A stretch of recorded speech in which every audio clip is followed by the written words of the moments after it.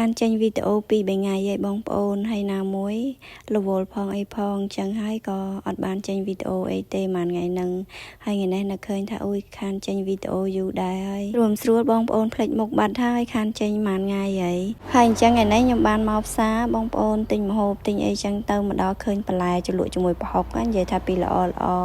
មានពពាយមានត្រប់មានជាមួយនឹងផ្កាស្នោមានម្ទេសអាចសัตว์អីចឹងទៅហើយមានជាមួយនឹងកសាំងអីល្អទៀតបងប្អូនប៉ុន្តែកសាំងខ្ញុំអត់បានទិញទេហើយអញ្ចឹងអីក៏នឹកឃើញអ៊ូចង់ច្រាំប្រហុកហូបម្ដងខានច្រាំប្រហុកហូបយូរដែរហើយបងប្អូនហើយឃើញបន្លែល្អអញ្ចឹងទៀតរត់តែឃ្លានហើយបន្ទាប់ពីទិញបន្លែប្លុកអីហើយអស់ហើយខ្ញុំក៏បានទិញសាច់ជ្រូកនឹងកន្លះគីឡូដែរសាច់ជ្រូក3ជាន់ហើយសាច់ជ្រូក3ជាន់ថ្ងៃនេះគឺល្អទៀតអត់មានខ្លាញ់អីខ្លាំងទេបងប្អូនគឺមកល្មមហើយយកមកដល់នឹងអត់ប្រអងយូរទេគឺមកដល់លាងទឹកលាងអីកោសស្បែកកោអីវាស្អាតអញ្ចឹងណាបន្ទាប់មកយកវាមកហាន់យកវាមកច្រាំអីចឹងទៅហើយថ្ងៃនេះខ្ញុំច្រាំប្រហុកទឹក7ទុំជាមួយនឹងសាច់ជ្រូក3ជាន់ណាបងប្អូនហើយអញ្ចឹងខ្ញុំក៏បានជាជាមួយនឹងស្បែកនឹងទុកផ្សេងសាច់នឹងទុកផ្សេងហើយស្បែកនឹងក៏យើងអត់ចោលដែរបងប្អូនគឺខ្ញុំកាត់វាដុំតូចយកទៅដាក់ក្នុងប្រហុករបស់យើងដែរប៉ុន្តែខ្ញុំអត់ច្រាំទេគឺខ្ញុំកាត់វាជាដុំប៉ុណ្ណឹងណាហើយចំណែកសាច់វិញគឺខ្ញុំកាត់វាទុកម្លាយសិនបន្ទាប់ពីកាត់ស្បែកជាដុំតូចល្មមហើយខ្ញុំក៏ចាប់ផ្ដើមមកហាន់ជាមួយសាច់របស់យើងហើយសាច់នេះគឺខ្ញុំជាវាយកខ្លាញ់មកដុំឆាន់វាជាចំណិតតូចស្ដើងណាបងប្អូនដើម្បីចំហៀវយកខ្លាញ់យកលីងត្រប់ម្ទេសខ្ទឹមរបស់យើងអញ្ចឹងទៅហើយចំណែកសាច់នេះគឺខ្ញុំកាត់វាជាដុំតូចដែរដើម្បីងាយស្រួលច្រាំឲ្យវារហ័សម៉ត់អញ្ចឹងបន្ទាប់ពីកាត់សាច់កាត់អីហើយខ្ញុំក៏ចាប់ផ្ដើមច្រាំសាច់របស់យើងអញ្ចឹងវិធីធ្វើប្រហុកច្រាំឬក៏ប្រហុកឆាប្រហុកចំហុយនេះគឺវាអត់មានខុសប្លែកអីពីគ្នាទេហើយខ្ញុំក៏ដឹងថាបងប្អូនភាគច្រើនគឺគាត់ចេះហើយមានបទពិសោធន៍ធ្វើនិងតិចនិចធ្វើឲ្យវាមានរសជាតិឆ្ងាញ់ផ្សេងគ្នាអញ្ចឹងណាបងប្អូនហើយឥឡូវនេះសាច់ជ្រូករបស់ខ្ញុំគឺរួចរាល់ហើយខ្ញុំចាប់ផ្ដើមមករៀបចំបន្លែរបស់យើងឬក៏ម្ទេសអីហ្នឹងបេះដូងបេះអីវាស្អាតហើយបកខ្ទឹមបកអីចឹងណាបងប្អូនដើម្បីដាក់លីងម្ទេសខ្ទឹមរបស់យើងឲ្យវាឈ្ងុយហើយខ្ញុំក៏មានលាយជាមួយនឹងខ្ទឹមក្រហមរបស់យើងដែរបងប្អូនដើម្បីឲ្យប្រហុករបស់យើងនឹងមានរសជាតិកាន់តែឆ្ងាញ់ពេលដែលយើងដាក់តែប្រហុកសុទ្ធក៏អត់ឆ្ងាញ់ដែរអញ្ចឹងយើងដាក់ខ្ទឹមដាក់អីលាយទៅពេលដែលយើងញ៉ាំទៅដួសដោយខ្ទឹមម្ដុំអីចឹងទៅ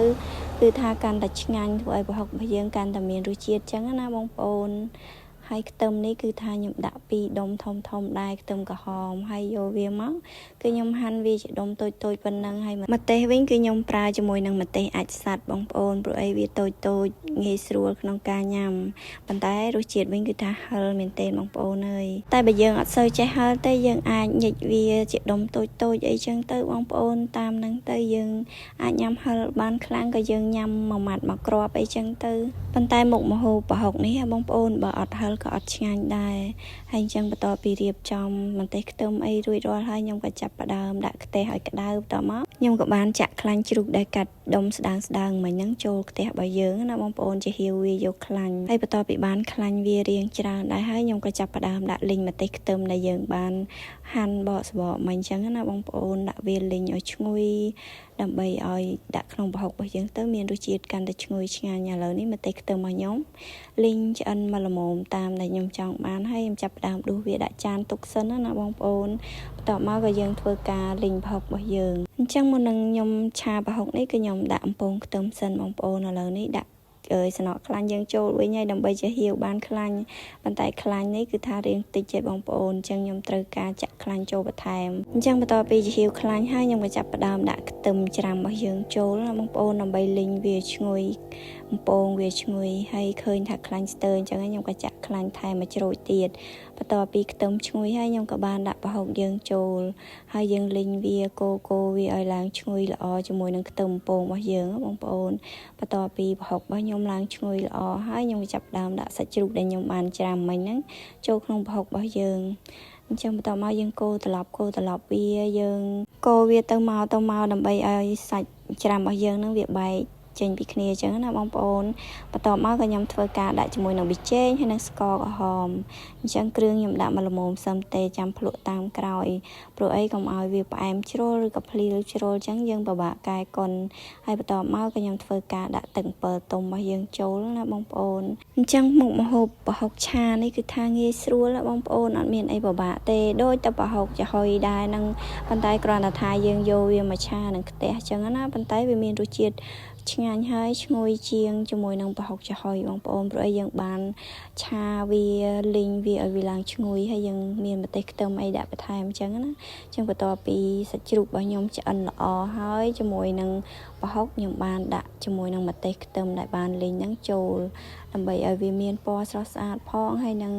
ឲ្យវាមានរសជាតិកាន់តែឆ្ងាញ់ផងអញ្ចឹងណាបងប្អូនអញ្ចឹងបន្ទាប់មកយើងកូរវាមកត្រឡប់ពីត្រឡប់ទៅ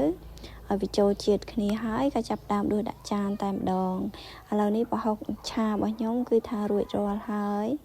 ក្លិនវិញនិយាយថាពីឈ្ងុយមែនទែន